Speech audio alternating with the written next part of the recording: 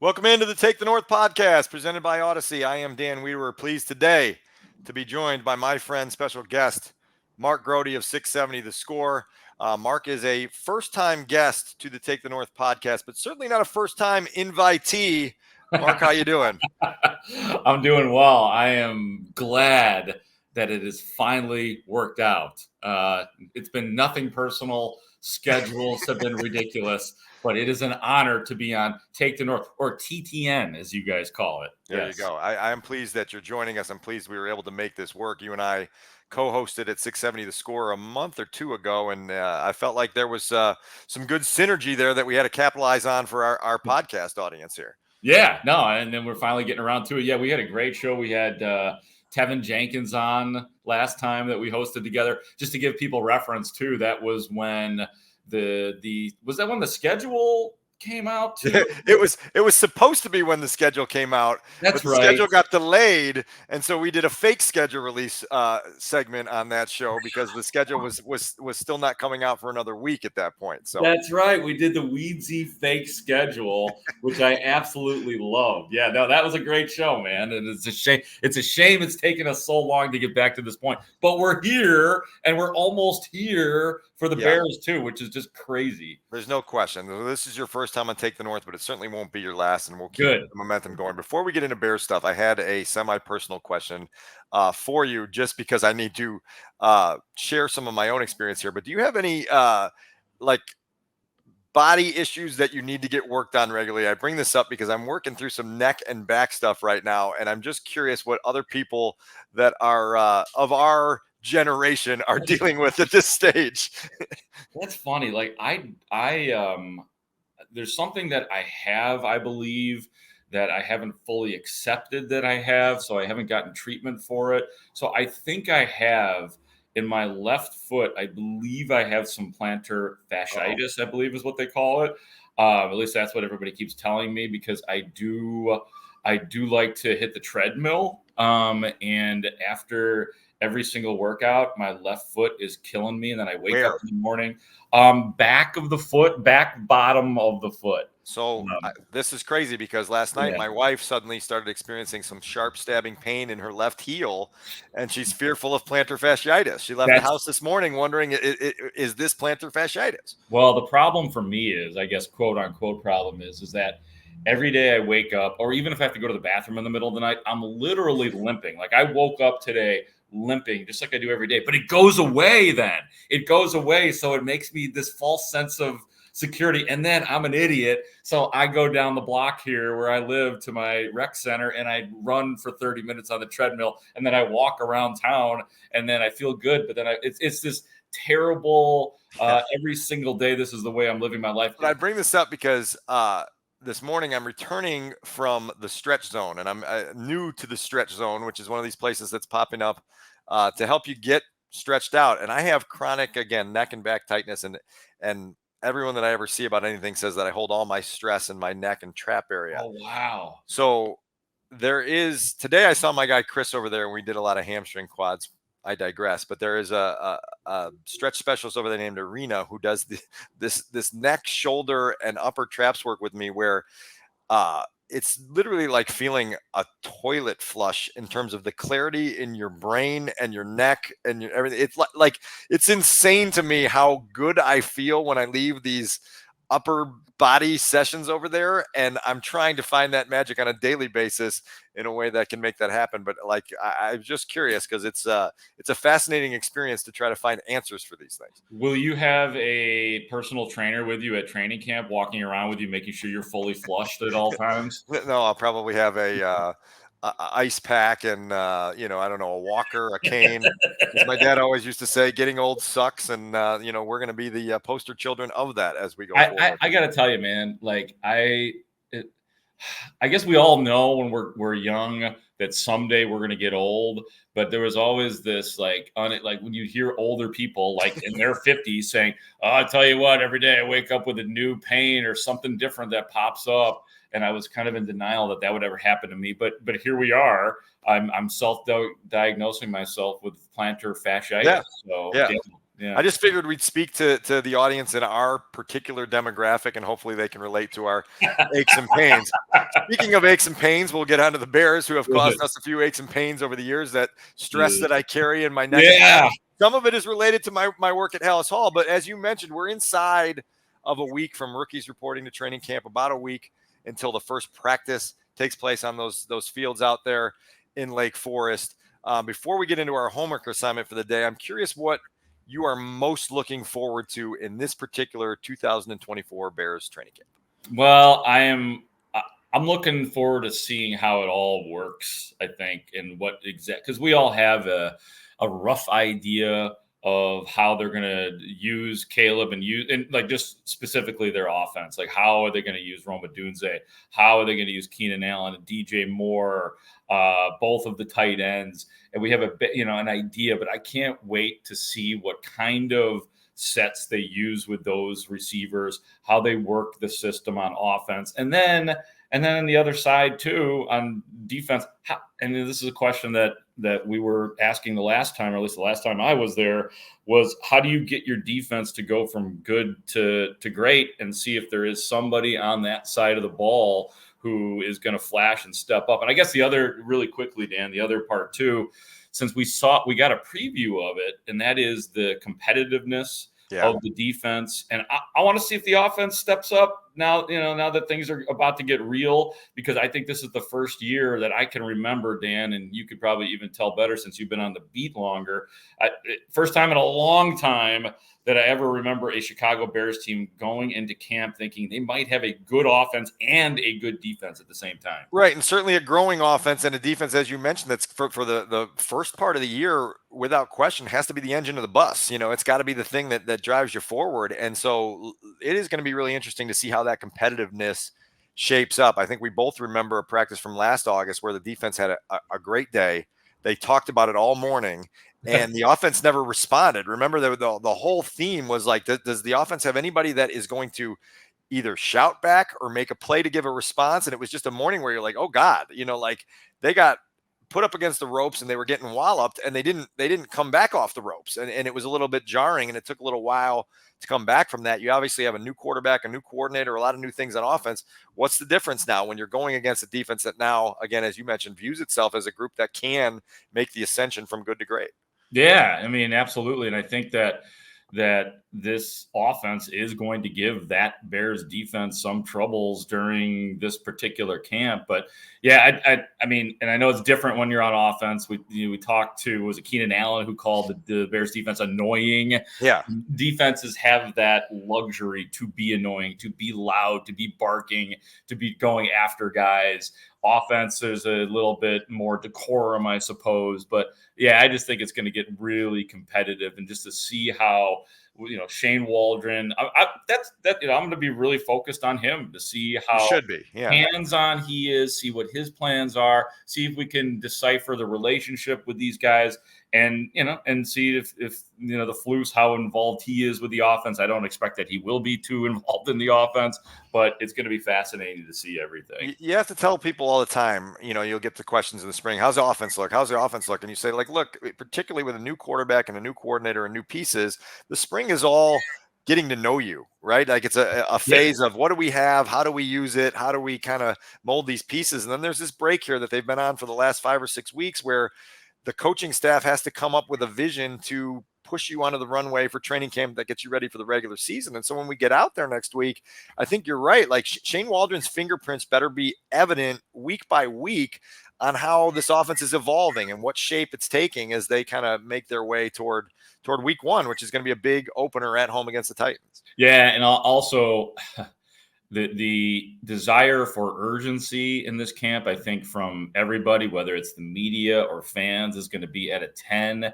So it's going to be interesting to see how fast the offense progresses and how patient everybody will be with that, because if it seems to not be clicking by the middle of training camp, or God forbid by the preseason, which would actually probably be normal considering that you have a rookie quarterback, I think that there's going to be a different kind of concern, a different kind of panic. So I think that there's going to be an urgency from all parts during this camp that hasn't existed to the same degree in previous years. So that's a perfect segue to the second part of this question, which is, what are you least looking forward to in this training camp, which will be an earlier start in July, which gives us longer to zero in on these things, and it'll take us right into Labor Day weekend, and you've got a lot of time. What part of this experience are you least looking forward to? Yeah, I mean, the length of it for sure. I mean, I guess that's just from a selfish reporter standpoint. And I'm sure if we talk to the players, they roll with the program, but they can't be too thrilled about having the extra game or the extra time as well. So I think, yeah, that's one part of it for sure. Yeah, I don't know. I think that, I think on the overall, Dan, like I don't know if this counts as something that I'm not looking forward to, but again, we have a situation here. And like, I started covering the Bears in 2018, which was a great year, but you still had a developing quarterback in Mitch Trubisky. So I've covered Trubisky, the full length of Justin Fields, and now Caleb Williams as well. As nice as it is that it's fresh and new and you have Caleb Williams, we have to go back to step one with the development, the reporting on the development of a quarterback, where again, it's stop and restart again. And we have to go through all of the same things. Look, maybe it's lights, camera, action for Caleb Williams and he's great, but now we have to take on this as a reporter, and it's our responsibility to take on this measured, objective, real truth about a young quarterback. And it can be a fine line and an interesting dance covering a rookie quarterback, as I have learned, even though Mitch was not a rookie. It's close enough to a rookie that year. That's a great point. And I think that's part of my answer, because there is a fatigue that comes with having to rewind, and reset. And I don't think the fans are ready for the rewind that you have to go through in resetting with a rookie quarterback who has to clear all these little baby step checkpoints that Mitch cleared and Justin cleared, and Caleb still has to clear them before we start talking about the true climb up the mountain towards, NFL elite status. And so it is really difficult to recalibrate your patience. You use the word urgency. Like, the thing that I'm least looking forward to is when that urgency turns into the other words you used, concern and panic, and there's going to be concern and panic in the outside world in the month of August. I guarantee it. And at some point, we have to kind of be I don't want to say gatekeepers, but the mediators of kind of finding the middle ground between the outside world's reaction to practices and what the internal evaluation of the progress is and where they're at and what's real for a young quarterback learning a new system in his first season in the NFL with a lot of new pieces around him. The conversation is going to get exhausting because those preseason games, we're going to have limited reps, most likely, from Caleb Williams in the first team offense. And so a lot of the evaluation of this quarterback is going to come from practice sessions. And as you know, over the years, some of the conversation gets hijacked with outrageous opinions on what's actually happening on the field in Lake Forest. And that part for me is like, oh God, we're going to have to spend a month and a half trying to keep, what I call the electric fence to the reality zone working, I love that. I love that concept. Yeah, absolutely. And I've been talking about this on The Score. Like, this quarterback, it has to work. Like, there were always alternatives and fallbacks. I thought, as exciting as it was when they drafted Trubisky at number 2, and we can go back and to talk about whether or not that was a good idea. The story that you wrote with Rich Campbell about not meeting with Deshaun Watson and not seemingly doing their homework, but that was, I always felt like, okay, there's a backup for that. Justin Fields comes along, and that was, I'd never seen the hype for a drafted player for Justin Fields. And I was like, okay, well, there's a backup. Now it's Caleb Williams. We've arrived at Caleb Williams. There's no backup, man. Like, this, for the sake of the fans and you and I having covered this team and taken on the tweets and all the social media and all the reaction that comes our way, and you guys only hear about half of it. If this doesn't work, I don't know what to tell you anymore. Like, this is a crucial moment in the Bear. Like, I don't want to be too dramatic, but just in Bears history. And I know Ryan Poles doesn't want to hear about that. Like, he's sick and tired of hearing about how bad the offense and the quarterbacking has been. And I respect that about him, but never in my life, Dan, I'm wondering the same for you. Have I seen a situation where this has to work? I don't know that I've ever seen it. Even back in 2019 when hopes were high and everybody was thrilled and excited, even then it was a little bit like I could make a case in the back of my head that Trubisky's not going to work out and they're going to have to move on. And I'll be damned if they weren't booed, if Trubisky wasn't booed in the first game of 2019. So I don't know, Dan. The first game after a season of anticipation. And that's speaks to the patience levels and the understandable angst and urgency and eagerness that this fan base has. It's a great point, Grote. David and I spent a lot of time on this podcast trying to identify phrases that we can put on t-shirts. And I just wrote one down that you said, if this doesn't work, I don't know what to tell you anymore. So but Caleb's face front and center. And then if this doesn't work, and then on the back, I don't know what to tell you anymore. I'm out. You know what? I'm like, hey, you want your Bajent? Go ahead. Go with the Bajent. Mark Rippon. People like Mark Rippon. You can golf.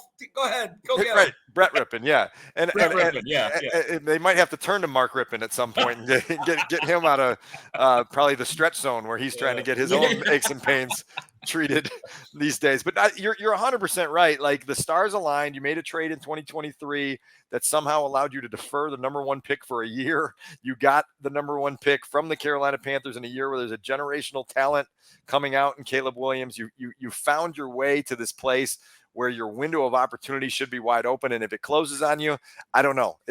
Your franchise may be cursed. And I'm with you on that front, where it's just like, if this doesn't work, I don't know where you go next, and I don't know why, if you were a fan with choices, you would continue to subject yourself to that pain if it doesn't work out.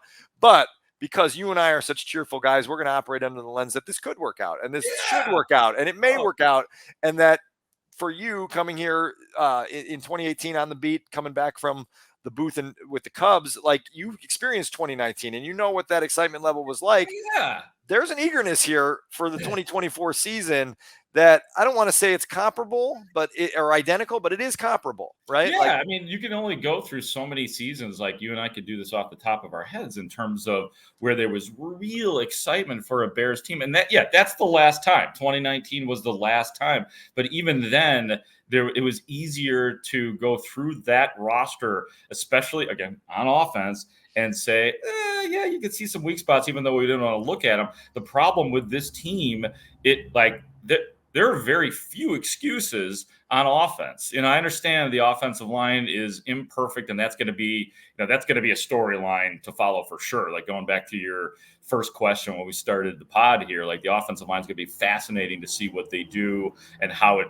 at center and at right guard, it kind of left us that little nugget that Nate Davis may not be the right guard. Right. But I think that this team, it is like with Roma Dunze and DJ Moore and Keenan Allen and the tight ends, like I said, and hopefully Caleb Williams, this thing, the expectations feel like if they were at a 7 last time, they're at like an 11 right now for the Bears from relative to 2019. And I don't know, what would you say the last time before that, Dan? Maybe to be honest with you, there was real legitimate excitement going into 2014. People sort of used revisionist history on that year because of the way that season absolutely imploded in spectacular fashion. And it's one of the worst Bears seasons of all time because of the way it just crumbled and went completely nuclear, and it resulted in Phil Emery and Mark Trestman losing their jobs and a whole nother reboot of everything at Haugh.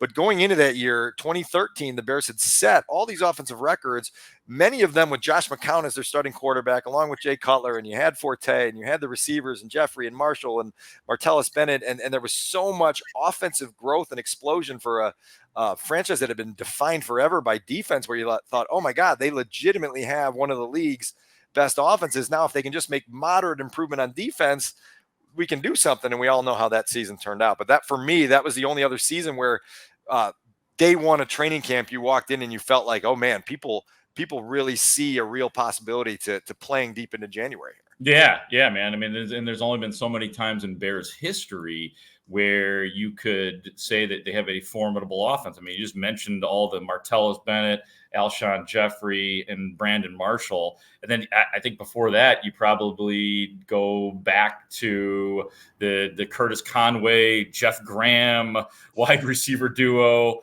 It's like there hasn't been many times in Bears history going into a season where you're like, ooh, real optimism based on the talent on the offensive side of the ball. So it all adds up to like this big moment here when we go to training camp and it begins for the Bears. Curtis Conway, Jeff Graham, two of the receivers for the Bears on Super Tecmo Bowl, if I'm not mistaken, back in the 90s when they were a part of that game. So that's part of a distant past that the Bears need to rewrite at this point. Let's stop going further, but we keep going back farther and farther. Well, we'll fast forward back to the present day because we've talked a ton about Caleb Williams. We know the weight that's on that young kid and all he has to do to get his own career off on the right track and then bring the franchise along with him. But I gave us both a homework assignment here. Yes. And we'll spend the rest of this episode kind of unpacking it. And you can see it there if you're watching on our YouTube channel. The banner there tells you the top 5 most important Bears not named Caleb Williams. I told you we were going to do 5. You're going to get 3 picks. I'm going to get 2. I may throw a 6th one in at the end as a bonus. Yeah. But we're going to snake draft it a little bit. And I have awarded you the first pick, traded it to you. And you can take that first pick on who you believe is the most important Chicago Bear in 2024, not named Caleb Williams. A lot of pressure here, Dan, but I appreciate you giving me the first pick. I'm going to go with, you ready for this? Most important Bear that is not Caleb Williams, DeMarcus Walker. Oh, wow. Okay. Marcus, yeah, you didn't see that coming, did you? I didn't. Yeah, look, we all know, we talked about it exhaustingly really since last year during the season and now in the offseason a ton. There's not a great alternative to Montez Sweat right now. Guess who was supposed to be that last year? DeMarcus Walker, who had what in Tennessee the previous year, his career best 8 or 9 sacks that year. And I know that doesn't like put fear into offense as a guy like that, but I think what the Bears had identified in Walker was a guy who, is he on the upswing? Can he be that alternative? He wasn't last year. I remember he was one of several Bears who went into the season not 100%. He had barely had a training camp. I just feel like his season never got off the ground last year. And look, they have to have this alternative. And I think right now, unless they sign somebody at the beginning of the season, they might be going to work with what they have right now. And look, that Walker last year, I remember when they got Yannick Ngakoue, and Walker was kind of like, he was a little bit miffed, just judging from his body language and I remember him saying one time, I see what you guys are all writing and needing an extra guy and all that kind of stuff. So hopefully he is extra motivated. I know he caused one of the kerfuffles in the offseason program. So DeMarcus Walker is my top guy, mainly out of hope that he does what he was supposed to do when he came here. Keenan Allen told us in June that this defense looks like a top 10 defense and sounds like a top 10 defense. One of the reasons it sounds like a top 10 defense is because DeMarcus Walker is one of those guys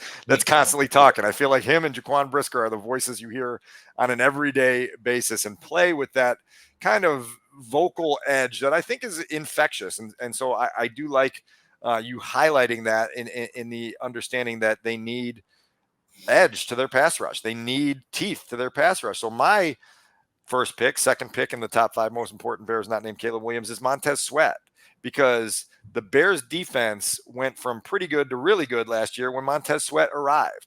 And it is kind of that Khalil Mack effect where you become that multiplier that Ryan Poles advertised him to be, and he took them on a climb. It was undeniable, the statistical spike that the Bears had after Montez Sweat arrived and had the production he had and went to his first Pro Bowl. Well, now how does he build off that rather than just stay stagnant? You got your contract now. You got your Pro Bowl invitation.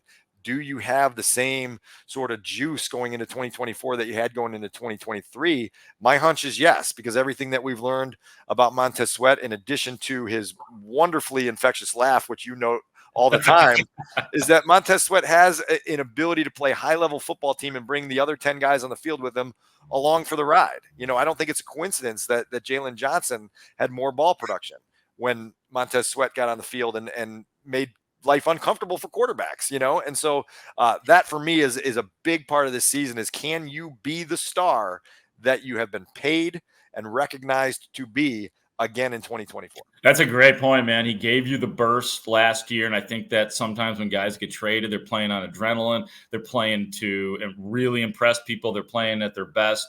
So not that Montez Sweat would lose any of that this year, but yeah, not like you got to keep doing it if you're Montez Sweat. And by the way, I don't know if you noticed this during the OTAs, not just the laugh. He's a talker out there, man. He's right up there with, who did you say? Jaquan Brisker. Yeah. And who was the other big talker out Brisker there? and Walker. DeMarcus Yeah, Walker. Walker. Yeah. So I think just keep an ear out, not just for the laugh of Sweat, but he is always talking and he's loud out there. We're going to have to get Studs to get that laugh as a little throw-in soundbite for the podcast, because it's always fun to listen to that. All right, I get to pick again because we're staking this. And I'm going to switch to the other side of the ball, and I'm going to give you a DeAndre Swift, because for all of the talk that we've had all offseason about the receiving core that Caleb Williams is going to play with, you also need a running game. And you have a running back that Ryan Poles obviously targeted very early when the free agency window opened. You have a guy that gives you versatility both as a runner and as a pass catcher.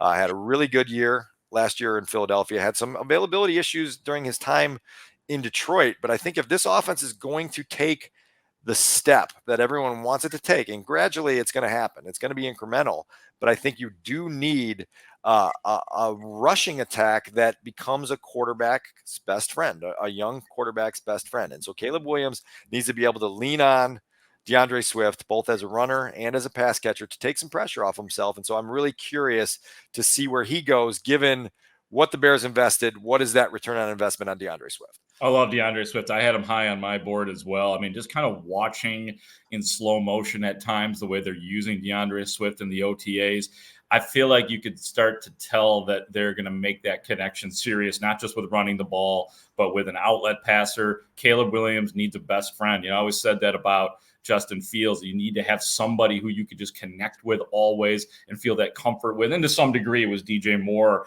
with Justin Fields. But having a safety valve like that, I think that's something we're going to see a lot of in camp. So I like that pick. My turn now. Snake draft here. Snake draft. You get two in a row now. Oh, sweet. Snake draft. I'm going to stay with defense, and I'm going to go with Javon Dexter. Like this deck. I don't know if you were able to get the question answered this offseason program, but every chance I had to ask a coach or even a player, even Javon Dexter himself, nobody will commit to him as the 3 technique. Nobody will say, yeah, he's the 3 technique. But I think he's probably the 3 technique. And the reason I put him so high on the board too is because from hearing from Ryan Poles and saying, the fastest path to the quarterback is from the interior of the defensive line. In the back of their heads, they're thinking, they want this defense to work the way they think it'll work. They really want Javon Dexter to be an impact on this team, not just tackling running backs, but getting to the quarterback as well. And the guy's a second-round pick. I mean, there is an expectation with Javon Dexter. So he's my guy for this year. And I thought, Dan, I don't know how you evaluated his play last year.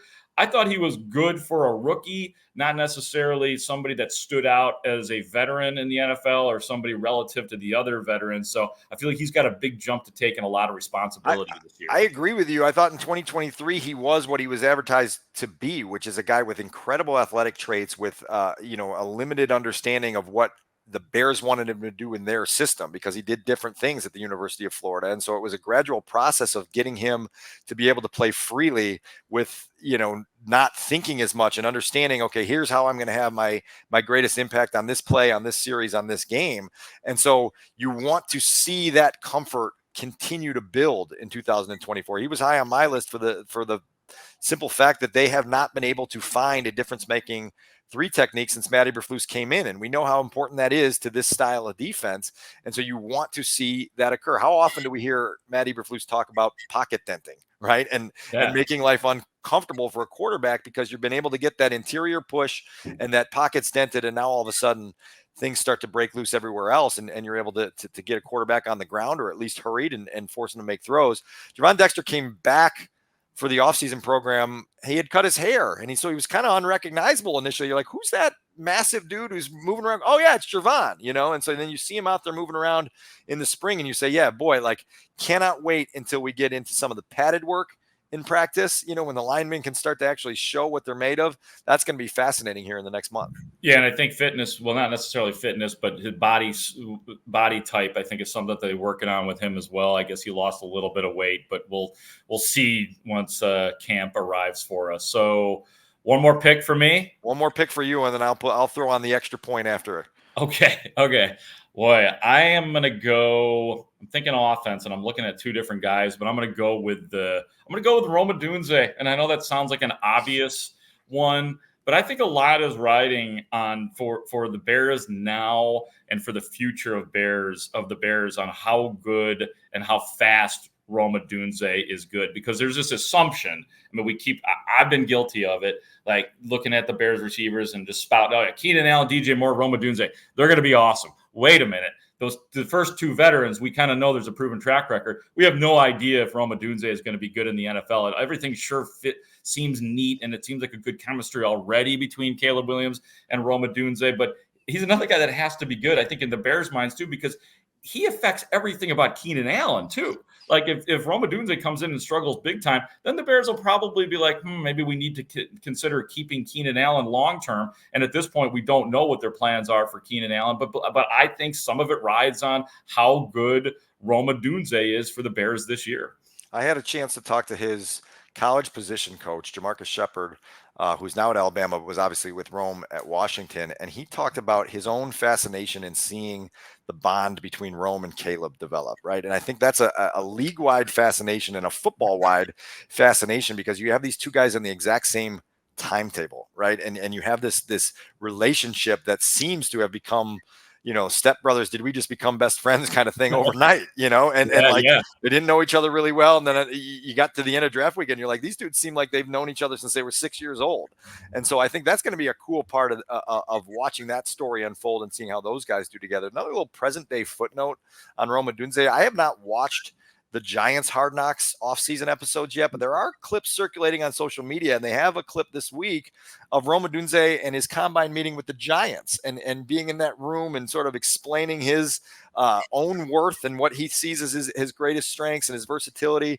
And then you contrast that with the Giants ultimately drafting Malik Neighbors, which the Bears were fearful that the Giants were going to take Rome Odunze because they really wanted him, obviously. And then you have this story that comes out this week of Malik Neighbors in a Houston strip club making it rain with stacks of money in his hands. And you have to imagine that Ryan Poles probably saw a bunch of that this week and kind of just pumped a fist, knowing that, the guy that he wanted fell into his lap at number 9, and now he gets to pair him with the quarterback that they think can be the best to ever play in the franchise. And if your imagination doesn't start running wild with those possibilities, then I don't know what's wrong with you. Yeah, he's like, go Malik Neighbors, go make it rain all you want. Yeah, right. Have fun, kid. Yeah, right. And I promise you, the Bears are happy to have been out of the headlines here for the last, 3 or 4 weeks.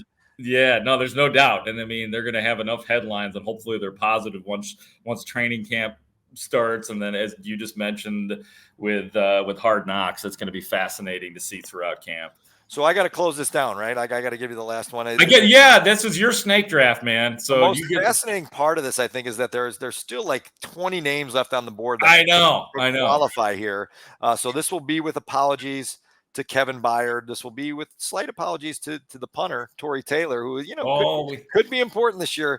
But I'm going to go ahead with Ryan Bates. And I was really hell-bent on including an offensive lineman in this list because I think that position is so paramount to where the Bears want to go. And I was thinking about Tevin Jenkins' contract year. Can he win the Bears over enough to stay here long-term? They obviously believe in him and his ability. They just want to see the durability, and the availability there. But Ryan Bates, to me, strikes a chord for this reason. Number one, Ryan Poles targeted him when he first became the general manager 2 years ago. And he negotiated a contract with him in restricted free agency, and the Buffalo Bills matched it. And then 2 years later, the opportunity came to trade a day 3 pick away and get Ryan Bates. Oh, by the way, I'm the contract that Ryan Poles first negotiated when he first became the general manager 2 years ago, which is a fascinating little footnote. But they've brought him in to hopefully be the starting center. They've brought him in with the idea that he can be a starting guard. You brought Nate Davis's name up earlier in the podcast, and the inability to feel great comfort in knowing that Nate Davis is going to practice with you every day, that he's going to play 17 games for you, that he's going to be fully locked in on that offensive line, leaves you to need a guy that can be versatile and can be a difference maker at multiple positions. And so I think Ryan Bates's evolution with the Bears is going to be interesting to watch. It's kind of an obscure one, I think, for the casual fan, but boy, I think that offensive line needs to have stability like it hasn't had at any point during the Poles Eberflus era. And you hope a guy like that can seamlessly move between center and guard if need be, so that the Bears can do, as they always say they're going to do, put the best 5 available on the field and make it work. Yeah, because, I mean, from day one, snap one of the season this year, defenses are going to bring the noise against Caleb Williams. They're going to try to confuse him. They're going to try to do what teams did to Justin Fields. There's no doubt. So that part has to be solidified for sure. I am fascinated by the Nate Davis right guard thing. And I think the Bears, it just feels like they've just had enough. Like they're just, they want to. It's very possible that Nate Davis is still your starting right guard. I think that some of this is a little bit of message sending to Nate Davis to say, hey, look, man, you can keep on taking practices off and not taking these practices seriously. And obviously he had some legitimate personal stuff last year. But beyond that, I think they're just kind of tired of it and kind of daring him to step up his game a little bit. So the Ryan Bates thing, like where he's going to actually play is what's interesting to me. I think he's their center. I think he's their starting center. I don't think it's Coleman Shelton, though that's a nice backup for them.